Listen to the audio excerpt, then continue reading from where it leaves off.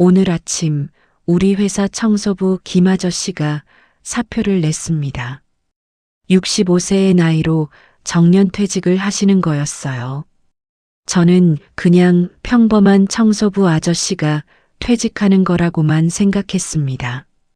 그런데 그날 저녁 제가 우연히 목격한 장면은 제 인생관을 완전히 뒤바꿔 놓았습니다. 저는 그날 알게 됐습니다. 30년 동안 우리 회사 화장실을 청소하던 그 아저씨가 누구인지를, 그리고 그분이 왜 30년 동안 그 일을 하셨는지를, 이 이야기를 듣고 나면 여러분도 알게 될 겁니다. 진짜 성공이 무엇인지, 진짜 부자가 누구인지를요. 이것은 제가 직접 겪은 믿기 힘들겠지만 실화를 바탕으로 쓴 이야기입니다. 오늘의 사연 시작 전에 구독, 좋아요를 꾹 눌러주세요. 이 이야기와 함께하는 여러분의 오늘 하루가 행복해지실 겁니다. 그럼 오늘의 사연 시작합니다. 제 이름은 이준호입니다. 올해 58세고요. 대기업 계열사에서 부장으로 일하고 있습니다. 제가 이 회사에 입사한 게 1995년이었으니까 벌써 28년째 다니고 있네요. 나름대로 성공한 셀러리맨이라고 할 수 있죠. 월급도 괜찮고 아파트도 있고 아이들 대학도 다 보냈으니까요. 우리 회사에는 김철수라는 청소부 아저씨가 계셨습니다. 제가 입사했을 때부터 계셨으니까 저보다 먼저 이 회사에 오신 거죠. 나이는 올해 65세였고 키는 작은 편이었어요. 항상 파란색 작업복을 입고 계셨고 말수가 별로 없으셨습니다. 솔직히 말하면 저는 김 아저씨를 그냥 배경처럼 생각했어요. 매일 아침 출근하면 화장실을 청소하고 계시고 점심때면 복도를 닦고 계시고 퇴근할 때면 쓰레기를 치우고 계셨죠. 28년 동안 매일 같은 일을 하시는 모습을 봐왔지만 한 번도 제대로 된 대화를 나눈 적이 없었습니다. 가끔 복도에서 마주치면 고개만 까딱하고 지나갔어요. 인사도 제대로 안 했습니다. 부장인 제가 청소부 아저씨한테 굳이 인사를 할 필요가 있나 싶었거든요. 지금 생각하면 정말 부끄러운 일이지만 그때는 그랬습니다. 회사 사람들도 다 비슷했어요. 김 아저씨를 그냥 투명인간 취급했습니다.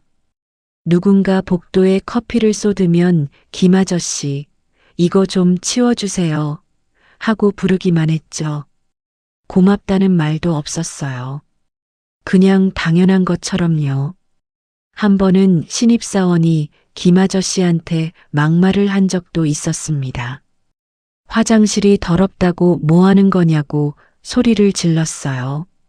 김 아저씨는 그냥 죄송합니다 하고 고개를 숙이셨습니다. 저도 그 장면을 봤지만 아무 말도 안 했어요. 그냥 그러려니 했죠. 그런 김 아저씨가 오늘 아침 사표를 낸 겁니다. 65세 정년이 됐으니까요. 총무부에서 작은 퇴직 파티를 준비했습니다. 30년 근속이니까 그 정도는 해줘야 한다고 했어요. 하지만 별로 성의 없었습니다. 작은 회의실에 케이크 하나 놓고 박수 몇 번 치고 끝이었죠. 김 아저씨는 그 자리에서도 말이 없으셨습니다. 그냥 고맙습니다. 수고하셨습니다. 라고만 하시고 케이크 한 조각 드시고 나가셨어요. 저는 그게 마지막인 줄 알았습니다. 이제 김 아저씨는 퇴직금 받고 집에 가서 쉬시겠지 라고 생각했죠. 그런데 그날 저녁 모든 게 바뀌었습니다. 제가 야근을 하고 있었어요. 밤 10시쯤 됐을 겁니다. 담배를 피우러 건물 밖으로 나갔는데 주차장에 고급 외제차 한 대가 서 있었습니다. 벤츠 S클래스였어요. 최신영이었습니다. 저는 누구 차일까 궁금했습니다. 우리 회사 임원들도 그런 차는 안 타거든요. 그때 차 문이 열리고 한 사람이 내렸습니다.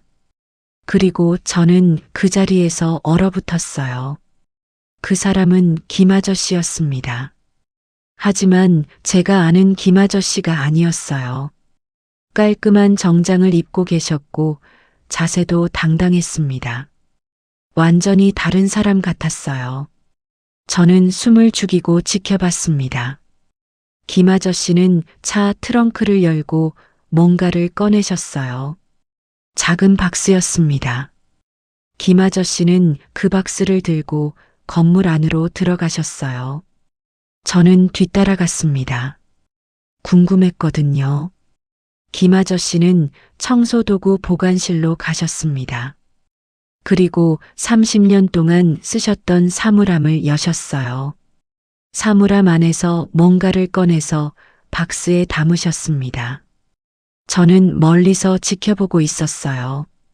김 아저씨가 사물함을 닫고 돌아서는 순간 우리는 눈이 마주쳤습니다. 저는 당황해서 어쩔 줄을 몰랐어요. 김 아저씨는 잠시 저를 보시더니 빙그레 웃으셨습니다. 그리고 말씀하셨어요. 이 부장님, 아직도 야근 중이세요? 커피 한 잔 하시겠습니까? 그 말투가 평소와 완전히 달랐습니다. 존댓말이었지만 어딘가 당당하고 품위가 있었어요. 저는 얼떨결에 네 라고 대답했습니다. 김 아저씨는 저를 옥상으로 데려가셨어요. 옥상에는 벤치가 하나 있었는데 거기 앉으라고 하셨습니다. 그리고 박스에서 보온병을 꺼내셨어요. 직접 내리신 커피라고 하셨습니다. 커피를 한 모금 마시는데 정말 맛있었습니다. 제가 평소에 마시던 자판기 커피와는 차원이 달랐어요. 김 아저씨가 물으셨습니다. 어떻습니까? 저는 정말 맛있다고 했어요. 김 아저씨가 웃으시며 말씀하셨습니다. 에티오피아 예가체프 원두입니다. 직접 로스팅했죠. 저는 점점 더 혼란스러워졌습니다. 청소부 아저씨가 커피 로스팅을, 그것도 에티오피아 원두를? 저는 용기를 내서 물었습니다. 아저씨, 그 차는 아저씨 거예요? 김 아저씨는 고개를 끄덕이셨습니다. 네, 제 차입니다. 저는 더 궁금해졌습니다. 청소부 월급으로 어떻게 저런 차를 살 수 있을까? 김 아저씨는 제 표정을 보시더니 빙그레 웃으셨어요. 궁금하시죠? 어떻게 청소부가 벤츠를 타는지. 저는 솔직히 고개를 끄덕였습니다. 김 아저씨가 말씀하셨습니다. 이 부장님, 제가 30년 동안 청소부로 일한 이유를 알고 싶으세요? 저는 네 라고 대답했어요. 김 아저씨는 하늘을 보시며 천천히 말씀하시기 시작했습니다. 저는 1993년에 이 회사에 입사했습니다. 그때 제 나이가 35세였어요. 사실 저는 청소부로 입사한 게 아니었습니다. 그냥 평범한 격리 사원이었죠. 대학도 못 나왔고 별다른 기술도 없었지만 성실하게 일했습니다. 그러다가 1995년에 IMF가 터졌습니다. 회사가 어려워졌고 구조조정이 시작됐어요. 저도 정리해고 대상이었습니다. 그때 저는 아내와 2살배기 딸이 있었어요. 직장을 잃으면 안 됐습니다. 김 아저씨는 잠시 말을 멈추셨습니다. 그리고 커피를 한 모금 마시고 다시 말씀하셨어요. 그때 인사팀장이 저를 불렀습니다. 퇴직하거나 청소부로 남거나 둘 중 하나를 선택하래요. 월급은 반으로 깎이지만 일자리는 보장한다고 했습니다. 저는 고민도 안 했습니다. 바로 청소부를 선택했어요. 자존심? 그런 거 신경 쓸 상황이 아니었습니다. 아내와 딸을 먹여 살려야 했으니까요. 그렇게 저는 격리사원에서 청소부가 됐습니다. 하루아침에 동료들이 상사가 됐고 저는 그들의 화장실을 청소하게 됐죠. 처음에는 정말 힘들었습니다. 창피했어요. 어제까지 같이 일하던 사람들이 오늘은 저를 청소부 아저씨라고 부르는 거 있죠. 어떤 사람들은 대놓고 무시했습니다. 하지만 저는 참았어요. 가족을 위해서. 김 아저씨의 이야기를 듣는데 제 가슴이 먹먹해졌습니다. 저는 그동안 김 아저씨를 어떻게 대했던가, 투명인간 취급했던 게 떠올랐어요. 부끄러웠습니다. 김 아저씨는 계속 말씀하셨습니다. 하지만 저는 포기하지 않았습니다. 낮에는 청소를 하고 밤에는 공부를 했어요. 무슨 공부냐고요? 주식 공부였습니다. 저는 깜짝 놀랐습니다. 주식이요? 김 아저씨가 고개를 끄덕이셨어요. 네, 주식입니다. 제가 격리사원 시절에 배운 게 하나 있었어요. 숫자 보는 법이었죠. 재무제표를 읽을 줄 알았습니다. 그리고 저는 깨달았습니다. 이 회사에서 청소부로 일하는 게 오히려 기회라는 걸요. 왜냐하면 저는 회사 구석구석을 다 볼 수 있었거든요. 임원 회의실도 청소하고 사장실도 청소했습니다. 그러면서 많은 것들을 보고 들었어요. 김 아저씨의 눈빛이 반짝였습니다. 1998년 IMF 직후였어요. 모든 사람들이 주식을 팔 때 저는 샀습니다. 청소부 월급 80만 원 중에서 50만 원을 주식에 넣었어요. 아내는 반대했지만 저는 확신이 있었습니다. 왜냐하면 저는 알고 있었거든요. 우리 회사가 곧 대규모 수주를 받는다는 걸요. 사장님 회의에서 들었습니다. 청소하면서요. 아무도 청소부가 듣고 있다고 생각 안 했죠. 저는 투명 인간이었으니까요. 결과가 어땠냐고요? 6개월 만에 3배가 됐습니다. 150만 원이 450만 원이 된 거죠. 저는 그 돈을 빼지 않고 계속 굴렸어요. 그리고 또 들었습니다. 다른 회의 내용을요. 합병 계획, 신규 사업, 구조조정, 모든 정보가 제 귀에 들어왔습니다. 저는 숨이 멎을 뻔했습니다. 그건 내부자 거래 아닌가요? 김 아저씨는 고개를 저으셨어요. 우리 회사 주식은 안 샀습니다. 그건 불법이니까요. 하지만 우리 회사가 거래하는 협력업체 주식은 샀죠. 그건 합법입니다. 예를 들어 우리 회사가 어업체와 계약한다는 걸 알면 어업체 주식을 샀어요. 우리 회사가 비업체 제품을 쓴다는 걸 알면 비업체 주식을 샀고요. 모두 공개된 정보였습니다. 단지 제가 남들보다 조금 일찍 알았을 뿐이죠. 김 아저씨는 커피를 한 모금 더 마시고 말씀하셨습니다. 그렇게 10년이 흘렀습니다. 2008년까지요. 제 자산은 5억이 됐어요. 청소부 월급으로 모은 돈이 아니라 주식으로 번 돈이었습니다. 저는 믿을 수가 없었습니다. 5억이요? 김 아저씨가 고개를 끄덕이셨어요. 네, 5억.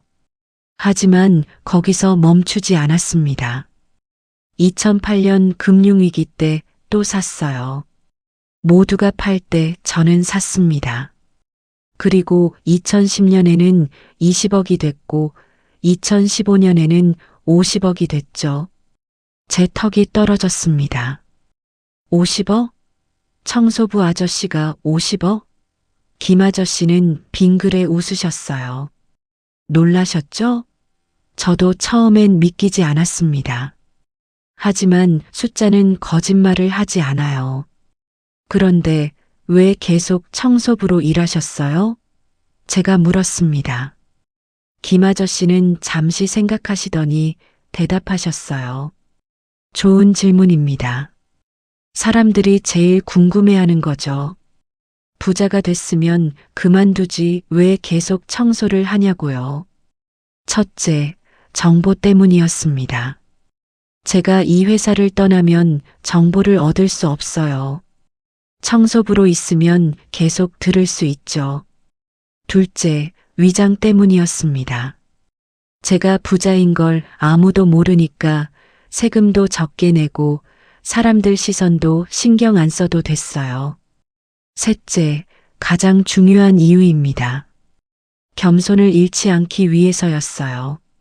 매일 화장실을 청소하고 쓰레기를 치우면서 저는 배웠습니다. 돈이 전부가 아니라는 걸요. 사람들이 저를 무시해도 저는 화내지 않았어요. 왜냐하면 저는 알고 있었으니까요. 진짜 부자가 누군지를요. 김 아저씨의 말씀을 듣는데 제가 얼마나 부끄러웠는지 모릅니다. 저는 그동안 겉모습만 보고 사람을 판단했어요. 청소부니까 무시해도 된다고 생각했죠.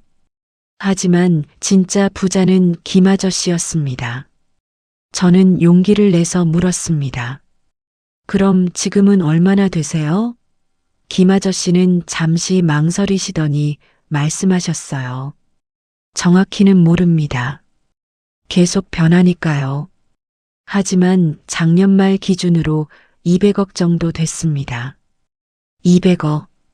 저는 그 자리에서 기절할 뻔했습니다. 제가 평생 모아도 10억도 힘든데 청소부 아저씨가 200억이라니요. 김 아저씨는 제 표정을 보시고 웃으셨어요. 놀라셨죠? 저도 가끔 믿기지 않습니다. 그런데 더 놀라운 이야기가 있었습니다. 김 아저씨가 말씀하셨어요. 이 부장님, 사실 저는 이 회사 주식을 많이 갖고 있습니다. 약 3% 정도요. 제가 물었습니다. 3%요? 그게 얼마인데요? 우리 회사 시가총액이 5조입니다. 3%면 1,500억이에요. 김 아저씨가 대답하셨습니다. 저는 숨이 멎었어요. 1,500억? 그럼 아저씨는 우리 회사 2대 주주잖아요? 김 아저씨가 고개를 끄덕이셨습니다. 네, 맞습니다. 사장님 다음이죠. 저는 완전히 충격을 받았습니다. 30년 동안 화장실을 청소하던 아저씨가 회사 2대 주주라니. 이게 꿈인가 생시인가 싶었어요. 김 아저씨는 계속 말씀하셨습니다. 제가 왜 이 이야기를 하냐면요. 이 부장님한테 하고 싶은 말이 있어서입니다. 이 부장님은 28년 동안 이 회사에서 열심히 일하셨죠. 부장까지 승진하셨고요. 그런데 행복하세요? 그 질문에 저는 대답을 못했습니다. 행복한가요? 솔직히 모르겠어요. 매일 야근하고 상사 눈치 보고 실적 걱정하고 이게 행복인가 싶었습니다. 김 아저씨가 말씀하셨어요. 저는 30년 동안 청소를 하면서 행복했습니다. 왜냐하면 자유로웠거든요. 아무도 저한테 실적을 요구하지 않았어요. 아무도 저를 감시하지 않았죠. 저는 그저 제 일을 하고 퇴근하면 끝이었습니다. 그 시간에 저는 공부했어요. 주식 공부, 경제 공부, 세상 돌아가는 거 공부. 그리고 투자했습니다. 실패도 많이 했지만 배웠어요. 30년이라는 시간이 저를 부자로 만들었습니다. 하지만 이 부장님은 어떤가요? 승진하려고 밤새 일하고 상사한테 잘 보이려고 애쓰고 그러다가 정년되면 퇴직금 몇 억 받고 끝이죠. 30년 동안 회사를 위해 살았는데 남는 게 뭔가요? 김 아저씨의 말씀이 가슴에 박혔습니다.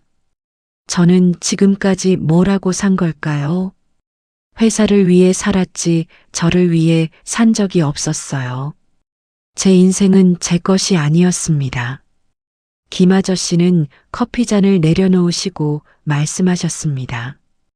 이 부장님, 제가 퇴직하는 진짜 이유를 알려드릴게요. 나이가 들어서가 아닙니다. 이제 더 이상 이 회사에서 얻을 정보가 없어서예요. 제가 이미 다 알고 있거든요. 그리고 저는 이제 다른 일을 하려고 합니다. 뭐냐고요? 제 딸이 운영하는 NGO를 돕는 거예요. 제 딸은 지금 아프리카에서 우물을 파고 학교를 짓고 있습니다. 제가 번 돈으로요. 저는 깜짝 놀랐습니다. 아저씨 따님이 NGO를요? 김 아저씨가 자랑스러운 표정으로 말씀하셨어요. 네, 제 딸은 서울대 의대를 나왔습니다. 의사가 될 수 있었죠. 하지만 의사 대신 아프리카로 갔어요. 가난한 사람들을 돕겠다고요. 처음에는 저도 반대했습니다. 그렇게 공부시켜놨는데 왜 아프리카를 가냐고요. 하지만 딸아이가 말하더라고요. 아빠, 돈이 전부예요? 사람을 돕는 게 더 중요하지 않아요? 그 말에 저는 깨달았습니다. 제가 30년 동안 돈을 모은 이유가 뭔지를요. 제 가족을 행복하게 하기 위해서였죠. 그런데 딸이 행복한 게 아프리카에서 사람들을 돕는 거라면 그게 맞는 거 아닌가요? 그래서 저는 딸을 지원하기로 했습니다. 제 재산의 절반인 100억을 딸한테 줬어요. 우물 파고 학교 짓는 데 쓰라고요. 그리고 저도 이제 퇴직해서 딸을 도우러 갈 겁니다. 저는 눈물이 날 뻔했습니다. 김 아저씨는 진짜 부자였어요. 돈만 많은 게 아니라 마음도 부자였습니다. 저는 물었습니다. 아저씨, 후회 안 하세요? 30년 동안 청소하면서 무시당한 거요? 김 아저씨는 고개를 저으셨어요. 전혀요. 오히려 감사합니다. 사람들이 저를 무시했기 때문에 저는 겸손을 배웠어요. 사람들이 저를 투명인간 취급했기 때문에 저는 자유로웠고요. 그래서 부자가 될 수 있었습니다. 만약 제가 계속 격리사원으로 있었다면 어땠을까요? 아마 이 부장님처럼 승진 경쟁하고 스트레스 받고 살았겠죠. 그리고 퇴직금 몇 억 받고 끝이었을 거예요. 하지만 청소부가 됐기 때문에 저는 200억을 모을 수 있었습니다. 김 아저씨는 일어나시면서 말씀하셨어요. 이 부장님, 제가 한 가지 조언을 드리자면요. 겉모습으로 사람을 판단하지 마세요. 청소부라고 무시하지 말고 부장이라고 대단하다고 생각하지도 마세요. 진짜 중요한 건 그 사람이 무엇을 하고 있느냐입니다. 그리고 회사가 인생의 전부라고 생각하지 마세요. 회사는 돈을 버는 곳일 뿐입니다. 진짜 인생은 회사밖에 있어요. 저는 30년 동안 회사에서 청소했지만 제 진짜 인생은 주식과 공부였습니다. 이 부장님의 진짜 인생은 뭔가요? 김 아저씨와 헤어지고 나서 저는 한동안 멍했습니다. 제 인생을 돌아보게 됐어요. 28년 동안 회사를 위해 살았는데 남은 게 뭔가? 월급, 아파트, 자동차, 그게 전부였습니다. 김 아저씨처럼 200억은커녕 10억도 없었어요. 더 충격적인 건 그 다음 달이었습니다. 회사 주주총회가 있었어요. 저는 주주가 아니니까 참석 안 했습니다. 그런데 다음날 회사가 발칵 뒤집혔어요. 2대 주주가 나타났다는 겁니다.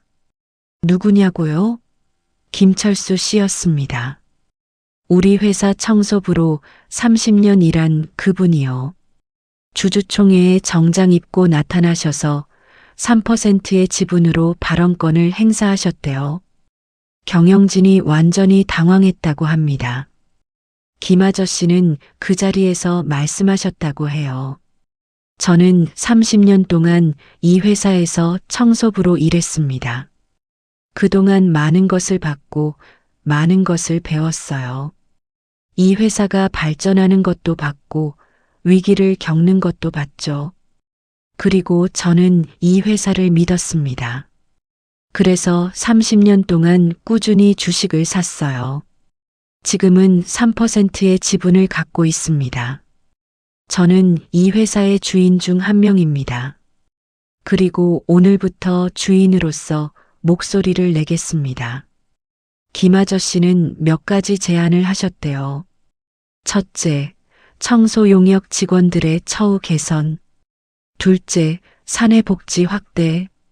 셋째, 무분별한 구조 조정 금지. 모두 직원들을 위한 제안이었습니다. 사장님은 당황하셨지만 거부할 수 없었어요.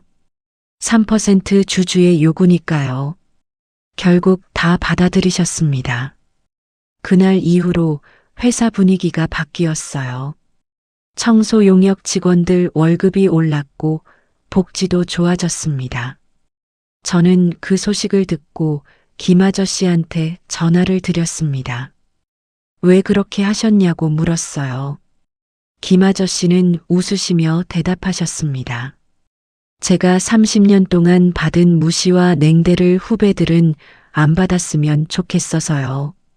청소부라고 무시받지 말고 당당하게 일했으면 좋겠습니다. 모든 직업은 존중받아야 해요. 제가 부자가 된 건 운도 있었지만 그분들은 아닐 수도 있잖아요. 하지만 적어도 존중은 받아야죠.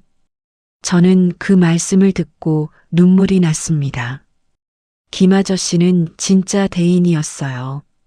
자신의 이익만 생각하는 게 아니라 다른 사람들까지 생각하시는 거죠. 그 후로 저는 김 아저씨와 가끔 만나서 이야기를 나눴습니다.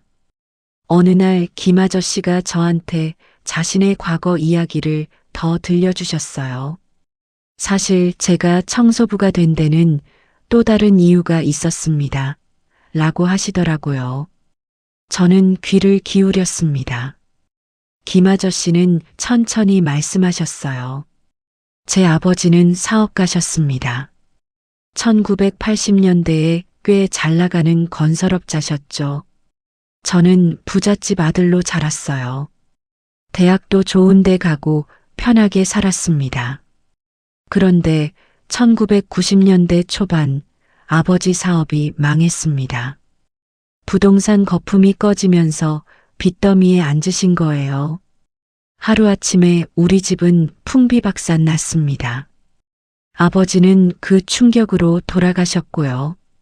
저는 그때 깨달았습니다. 재산이라는 게 얼마나 허무한지를요. 어제 부자가 오늘 거지가 될 수 있어요. 그래서 저는 결심했습니다. 절대 과시하지 않겠다고. 절대 겉으로 드러내지 않겠다고요. 그래서 청소부가 된 거예요. 가장 낮은 자리에서 가장 높은 곳을 보려고요. 사람들이 저를 무시할수록 저는 더 배웠습니다. 겸손을, 인내를, 그리고 진짜 가치를요. 김 아저씨는 계속 말씀하셨습니다. 제 아내도 처음엔 힘들어했어요. 남편이 청소부라는 게 창피했죠. 하지만 저는 아내를 설득했습니다. 10년만 참자고. 10년 후에는 우리가 부자가 될 거라고요. 아내는 믿어줬어요. 그리고 10년 후 정말로 우리는 부자가 됐습니다. 하지만 우리는 생활을 바꾸지 않았어요. 여전히 작은 아파트에서 살고 여전히 검소하게 살았죠. 왜냐하면 우리는 알고 있었으니까요. 진짜 부는 드러내는 게 아니라 숨기는 거라는 걸요. 저는 김아저씨 이야기를 듣고 감동했습니다. 이분은 단순히 돈을 많이 번 게 아니라 인생의 지혜를 배운 거였어요. 가난도 겪어보고 부자도 되어보면서 진짜 가치가 뭔지 아신 거죠. 김 아저씨는 마지막으로 말씀하셨습니다. 이 부장님 기억하세요. 재산은 숫자일 뿐입니다. 중요한 건 그 숫자를 어떻게 쓰느냐예요. 저는 제 재산을 딸을 통해 아프리카 사람들을 돕는 데 쓸 겁니다. 그게 제 재산이 가진 진짜 가치라고 생각해요. 김 아저씨와의 만남 이후 제 삶이 바뀌었습니다. 저는 회사 일만 하던 로봇 같은 삶에서 벗어나기로 결심했어요. 퇴근하고 나면 주식 공부를 시작했습니다. 김 아저씨가 추천해 주신 책들을 읽었고요. 처음에는 어려웠습니다. 재무제표가 뭔지도 몰랐고 PER, PBR 같은 용어도 생소했어요. 하지만 매일 조금씩 공부했습니다. 김 아저씨가 30년 걸려서 이룬 걸 저도 할 수 있을 거라고 믿었어요. 6개월 후 저는 제 첫 주식을 샀습니다. 많지 않았어요. 500만 원어치였죠. 하지만 시작이었습니다. 그리고 김 아저씨 조언대로 제가 아는 회사의 주식을 샀어요. 우리 회사 협력업체였습니다. 결과가 어땠냐고요? 3개월 만에 30% 올랐습니다. 650만 원이 된 거죠.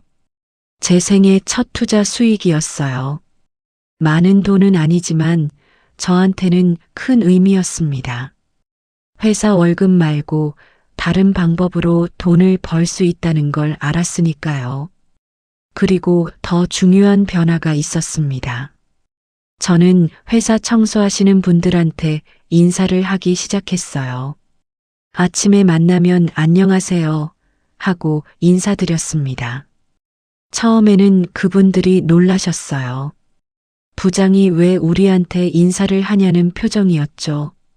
하지만 저는 계속했습니다. 그분들도 저와 똑같은 사람이에요.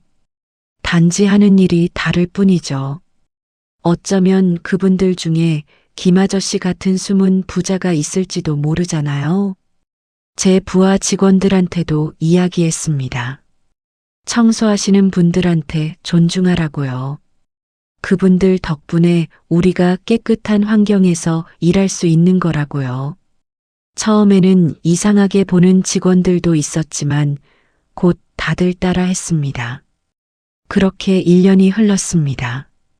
제 주식 계좌는 2천만 원이 됐고 제 마음은 훨씬 가벼워졌어요. 회사가 인생의 전부가 아니라는 걸 알았으니까요. 저한테도 제 인생이 있다는 걸 깨달았습니다. 2년 후 김 아저씨한테서 연락이 왔습니다. 아프리카에서 돌아오셨대요. 만나자고 하셔서 저는 바로 달려갔습니다. 김 아저씨는 많이 변해 계셨어요. 피부가 그을렸고 훨씬 건강해 보이셨습니다. 김 아저씨는 아프리카 이야기를 들려주셨어요. 딸과 함께 우물을 20개나 팠다고 하셨습니다. 학교도 5개 지었고요. 2,000명이 넘는 아이들이 그 학교에 다니고 있대요. 정말 보람 있었다고 하셨습니다. 그런데 김 아저씨가 갑자기 봉투 하나를 꺼내셨어요. 이 부장님, 이거 받으세요. 제가 드리고 싶은 게 있어서요. 저는 황급히 손사래를 쳤습니다. 아니에요, 아저씨. 전 괜찮아요. 하지만 김 아저씨는 고집하셨어요. 받으세요. 이건 돈이 아닙니다. 제가 30년 동안 정리한 투자 노하우예요.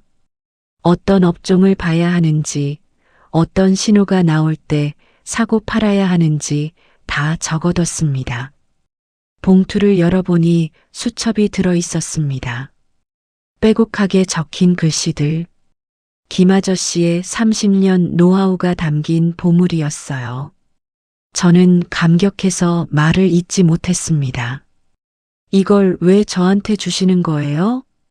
김 아저씨가 웃으시며 말씀하셨어요. 이 부장님은 변했어요.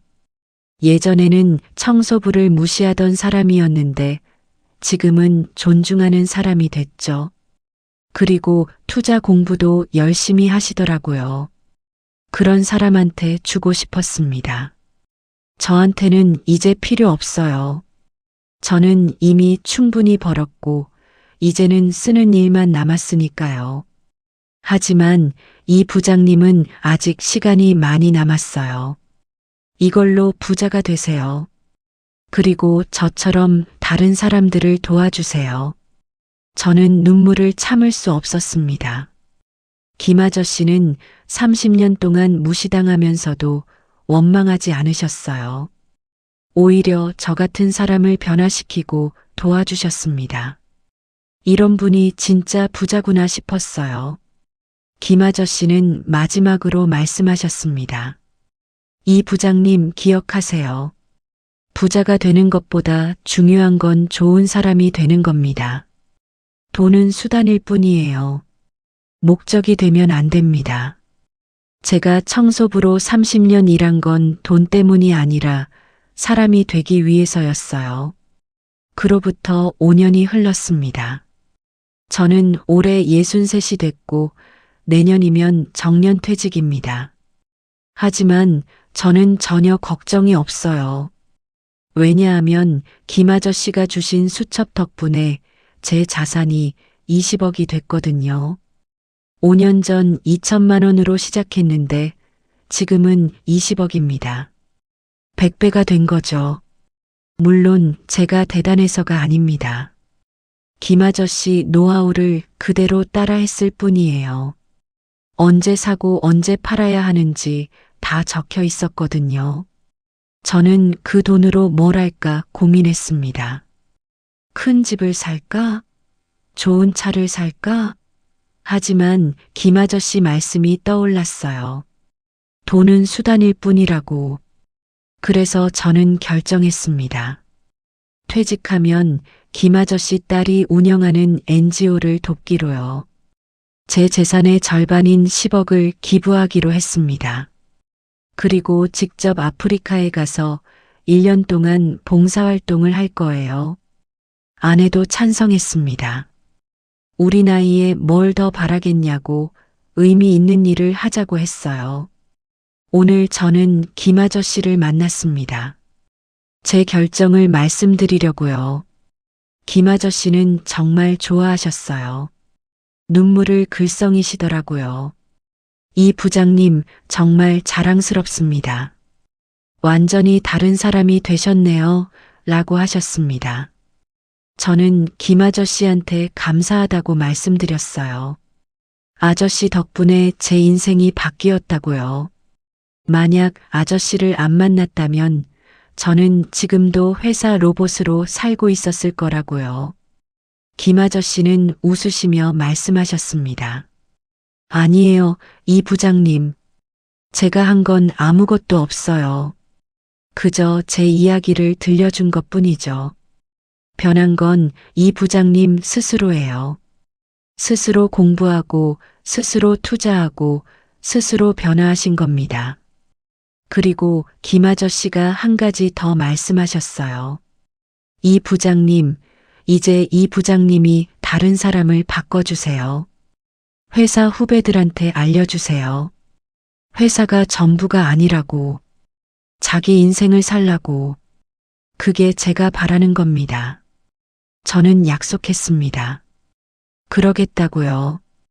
퇴직하기 전에 회사 후배들한테 김 아저씨 이야기를 들려주겠다고요. 그리고 투자하는 법도 가르쳐 주겠다고요. 그렇게 해서 한 명이라도 더 자유로워졌으면 좋겠다고 말씀드렸습니다. 김 아저씨는 제 어깨를 토닥이시며 말씀하셨어요. 그거면 됐습니다. 돈이 돈을 낳는 게 아니라 사람이 사람을 낳는 거예요. 제가 이 부장님을 바꿨고 이 부장님이 다른 사람을 바꾸는 거죠. 그게 진짜 부의 선순환입니다. 여러분, 저는 정말로 청소부 아저씨한테서 인생을 배웠어요. 겉모습으로 사람을 판단하면 안 된다는 걸, 회사가 인생의 전부가 아니라는 걸, 진짜 부자는 돈만 많은 게 아니라 마음도 부자라는 걸 배웠습니다. 여러분 주변에도 김 아저씨 같은 분이 계실 겁니다. 보잘것없어 보이지만 사실은 대단한 사람. 무시받지만 사실은 존경받아야 할 사람. 그런 분들을 잘 보세요. 그분들한테서 배우세요. 그리고 회사가 전부라고 생각하지 마세요. 여러분의 진짜 인생은 회사 밖에 있습니다. 퇴근하고 나서 뭘 하느냐가 여러분의 미래를 결정해요. 저처럼 공부하세요. 투자하세요. 그리고 자유로워지세요. 마지막으로 한 가지만 더 말씀드리겠습니다. 부자가 되는 것보다 중요한 건 좋은 사람이 되는 겁니다. 김 아저씨는 200억을 벌었지만 100억을 기부하셨어요. 그게 진짜 부자예요. 여러분도 부자가 되세요. 그리고 좋은 사람이 되세요. 그게 제가 김 아저씨한테 배운 가장 큰 교훈입니다. 감사합니다.